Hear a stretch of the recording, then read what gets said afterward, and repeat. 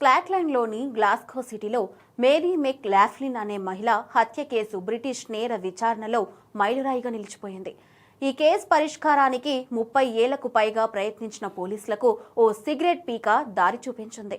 1984 October 2న 58 ఏళ్ల Mary శవమై కనిపించినప్పుడు హంతకుడు గ్రాహం మేకిల్ ఎండెబర్గ్ జైలులో ఖైదీగా ఉండటం విశేషం.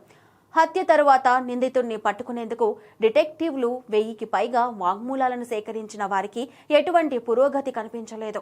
దీంతో మరుసటి సంవత్సరం కేసును మూసివేస్తున్నట్టు పోలీసులు ప్రకటించారు. కానీ ఒక సిఐడి అధికారి మాత్రం నిందితుడిని కనిపెట్టాలనే పట్టుదలతో ఉన్నారు. 1984, 2008 మధ్య 4 సార్లు ఆ డిటెక్టివ్ చేసిన ప్రయత్నాలు విఫలమయ్యాయి. చివరకు 2014లో 5వసారి ఈ కేసు పునర్విచారణ ప్రారంభించినప్పుడు ముఖ్యమైన విషయాలు కనుగొన్నారు. DNA అనాలిసిస్ సౌకర్యం వల్ల ఇది సాధ్యమైంది. 1984లో ఘటనా స్థలం నుంచి సేకరించిన శాంపిల్స్లో మేరీ జుట్టు, గోళ్లు, సిగరెట్ పీకలు ఉన్నాయి.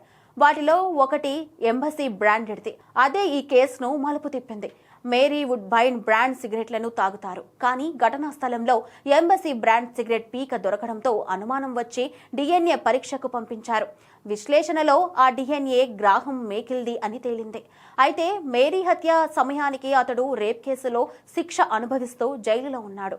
పైగా మేరీ చనిపోయిన 9 రోజుల తర్వాత అంటే అక్టోబర్ 5, 1984న అతను జైలు నుంచి విడుదలైనట్టుగా రికార్డులు చెబుతున్నాయి.